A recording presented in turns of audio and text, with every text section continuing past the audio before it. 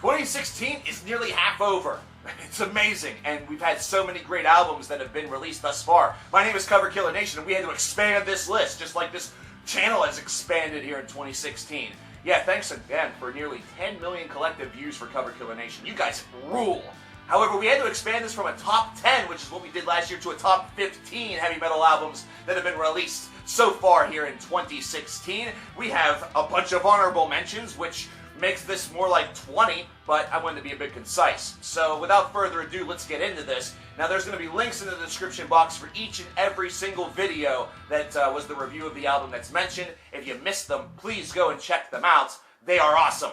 So we're going to start off with some EPs, and the two EPs that I really encourage you guys to check out so far from the first half of this year are the Gorguts Palladius Dust EP, as well as Dimensions of Horror by Gruesome. Both of these two are very, very good, but I think the Gorguts is better. It's just one track, 30 minutes. It almost resembles, go 10 minutes further and it's an LP. It's amazing. It's just a terrific, terrific song. Very well driven by its pace. As for honorable mentions, we have If These Trees Could Talk with Bones of a Dying World, Megadeth with Dystopia, we have Anthrax with For All Kings, Cloudscape with Voice of Reason, Artillery with Penalty by Perception, and Dream Theater with The Astonishing, which proves that the numbers that are given to an album upon review can change throughout the year, because this was initially pretty highly regarded and looked like it was going to make this list, but it didn't quite make the cut. But what did?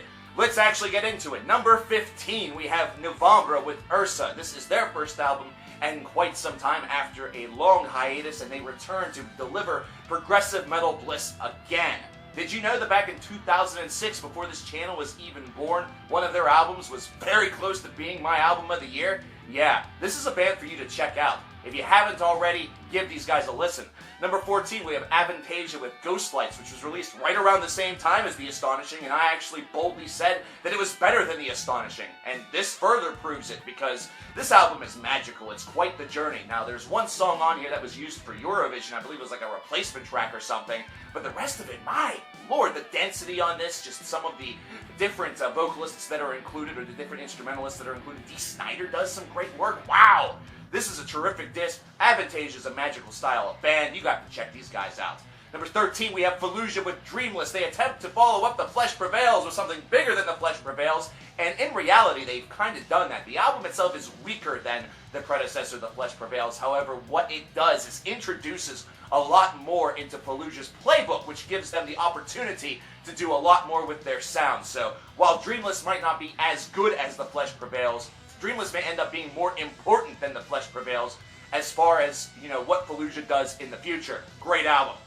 Number 12, we have Obscura with Akroasis, a band that's trying to follow up a heavy hitter in Omnivium, which was almost an album of the year a couple years back. This one's not quite as good, but it's on this list, isn't it? Damn, is it still awesome. This is definitely one to check out, and really, it's this low because of the heavy competition that you're going to see that's above it.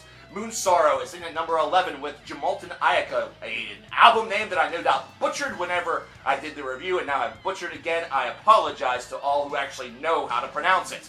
Moonsorrow is just a terrific group. Their epic style of folk and black and whatever you want to call metal, Viking metal or pagan metal, it's just terrific work. It really is. They were actually a co-album of the year winner a couple of years back as well, and they just continue to impress.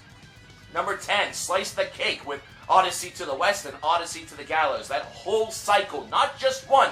You have to do both albums of this cycle, and basically because this is a sprawling work. Oh my lord, Odyssey of the Gallows is just amazing. It's almost like watching a play, only listening to it with music and sound, and that's it. And then Odyssey to the West is so well written and so well performed. It is a shame that this band is probably no more, or at least is in search of some other instrumentationalists, because man, is this just a phenomenal work. This is what you would call a crowning achievement.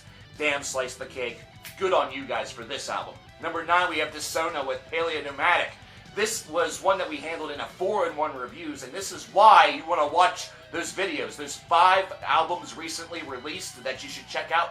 Watch all of those videos, not just because they're my videos, but because you can sometimes find an absolute gem that's worthy of lists like this.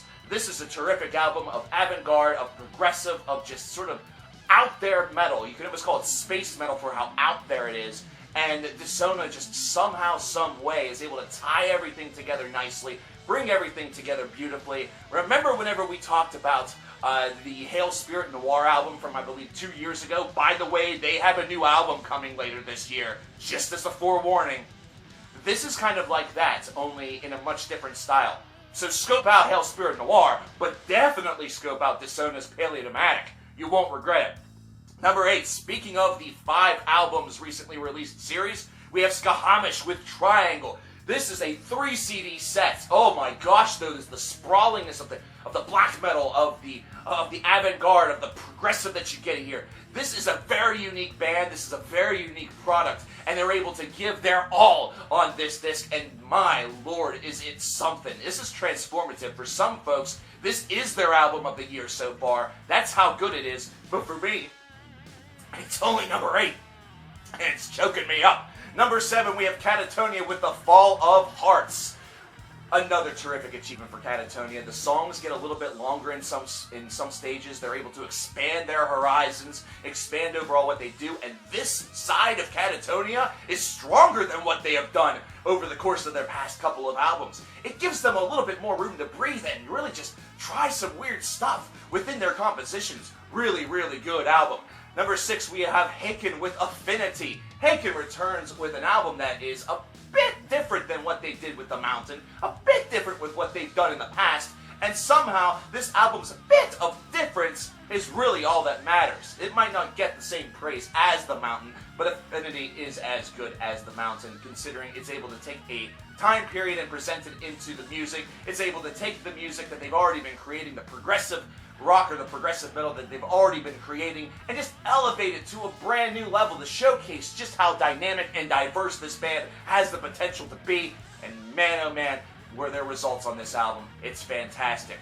But what's number 5? We're into the top 5 now. Number 5 is Ulver with ATGCLVLSSCAP. In case you're wondering, that is the initials of all of the signs of the zodiac from Aries to Pisces. It's amazing. And so is this album. This album is largely instrumental. This is not one that has too much in the way of vocalization, but whenever it does, oh, wow. Check out the track Ecclesiastes if you know what I'm talking about. This is incredible. This album is the reason why Ulver fans speak about Ulver so highly, considering they've gone from black metal or like a folky black metal to this. And they're one of those bands that are kind of like the Melvins or kind of like Boris, where no matter what they do, they seem to excel at it. So check out this album. Number 4, Rotting Christ with Rituals. Good freaking Lord, Rotting Christ is back, and I couldn't be more pumped. This album is dark. It's exactly what you would expect it to be. If you see an album and it's called Rituals, you expect the sucker to be dark. You expect the sucker to take you on a journey through evil. And Rotting Christ is able to accomplish that with this album, and that's why it's so good. Not to mention the music on this is just excellent. I love these Greeks. I love them already, but this album just takes it to a brand new level. I've been going on a Rotting Christ, frenzy over the past couple of months, and it's been really nice to explore some of their elder work, and it's all thanks to Rituals here in 2016. Number 3, we have Death Angel with The Evil Divide. Wow! You want to talk about wows? Death Angel returns with their strongest album potentially ever. Potentially ever. This could be the best Death Angel album that they've ever made.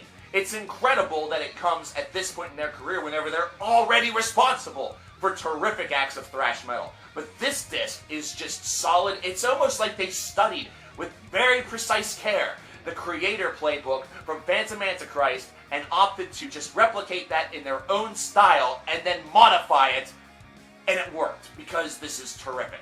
And then we get the number 2, which there is no number 2. Why is that? Because we have a tie at the top. That's right, we have twin number 1s right now that currently both have a score of 97 on this channel. We have Terminal Redux by Vektor, and we have ARKTIS by Ihshan. Both of these albums do something correct.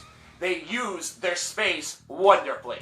Vektor is able to pack as many riffs as possible in many of the tracks on Terminal Redux. Thrash metal, black metal, death metal, this hybrid that they have, not only is it working, it is getting results. Their writing is tremendous.